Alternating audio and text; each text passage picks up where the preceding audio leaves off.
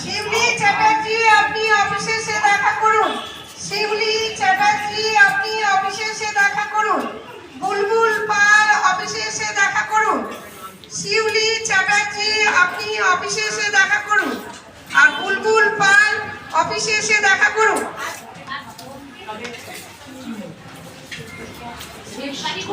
গিয়েছিলাম নীলগিরিতে, যাদুপুরের ওখানে নীলগিরি রাজবাড়ির পাশে একটা জগন্নাথ মন্দির আছে,